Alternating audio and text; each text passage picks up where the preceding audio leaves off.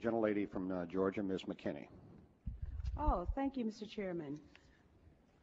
Mr. Secretary, I watched President Bush deliver a moving speech at the United Nations in September 2003, in which he mentioned the crisis of the sex trade. The president called for the punishment of those involved in this horrible business.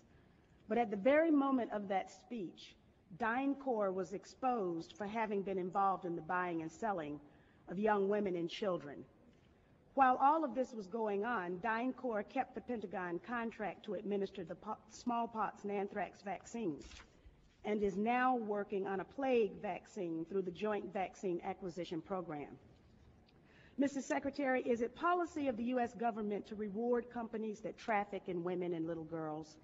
That's my first question. My second question, Mr. Secretary, according to the Comptroller General of the United States, there are serious financial management problems at the Pentagon, to which Mr. Cooper alluded. Fiscal year 1999, 2.3 trillion missing. Fiscal year 2000, 1.1 trillion missing. And DOD is the #1 reason why the government can't balance its checkbook. The Pentagon has claimed year after year that the reason it can't account for the money is because its computers don't communicate with each other.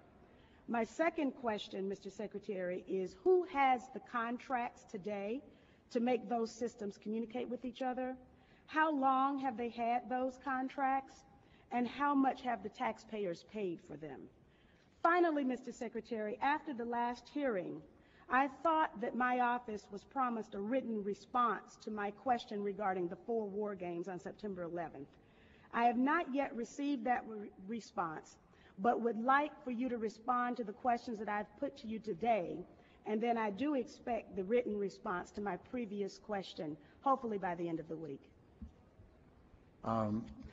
Thank you, Representative.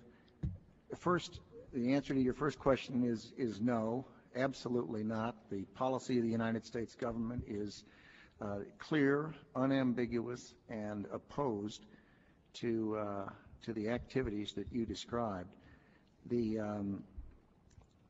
second question.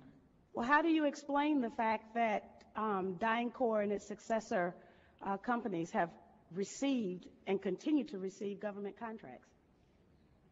I would have to go and find the facts, but there are laws and rules and regulations with respect to government contracts. And there are times that corporations do things they should not do, in which case they tend to be suspended for some period.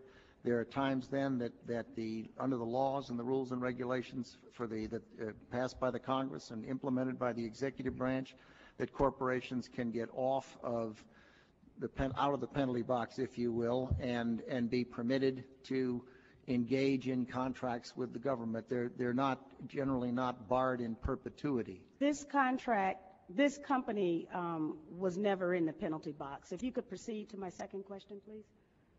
The second question,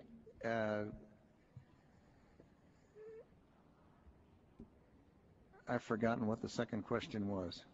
I think Ms. Jonas knows it. Okay.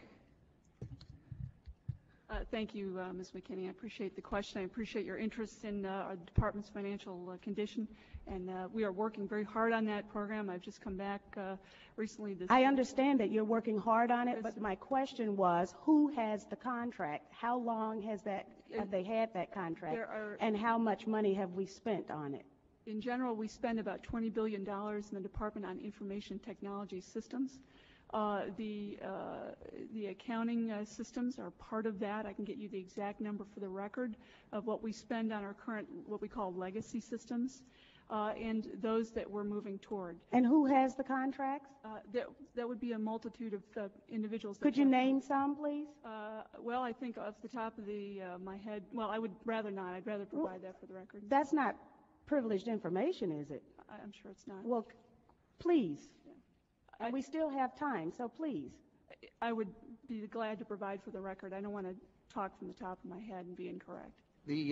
On your first question, I'm advised by Dr. Chu that it was not the corporation that was engaged in the activities you characterized, but I'm told it was an employee of the corporation, and it was some years ago in the Balkans that took place. It's my understanding that it continues to take place, and Is that right? Yes. Well, if and you can give me information to that I'm effect, sure we you will. are interested in all of the information that I have, and I'll be more than happy to provide it to you. Good, thank you. But I would also like to get information from you. Okay. For example, the information that I just requested about who has those contracts.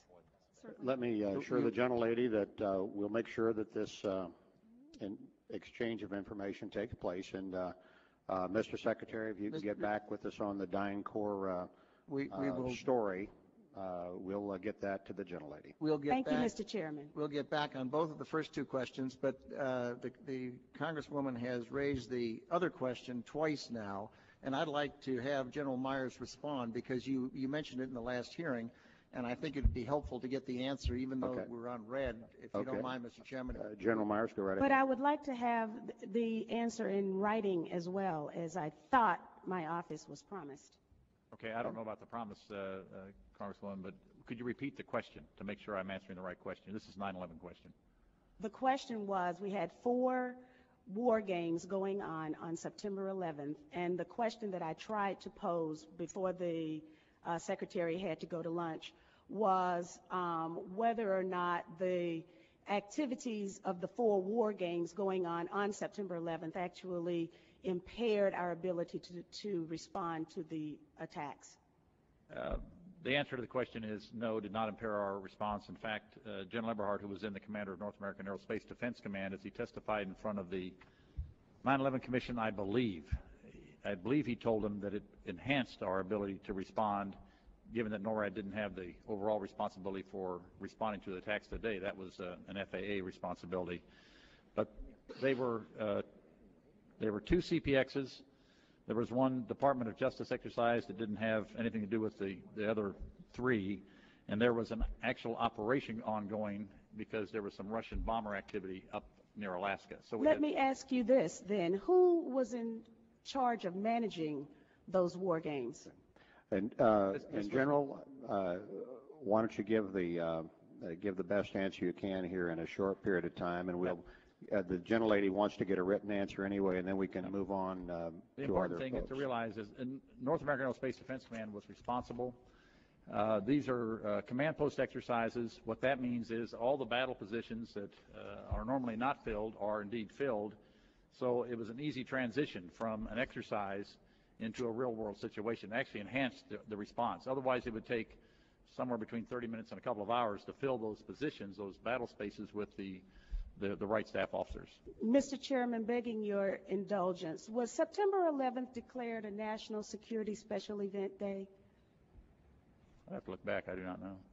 You mean after the fact or before? No, because of the activities going on that had been scheduled at the United Nations that day. I'd have to go back and check. Don't know. Thank you.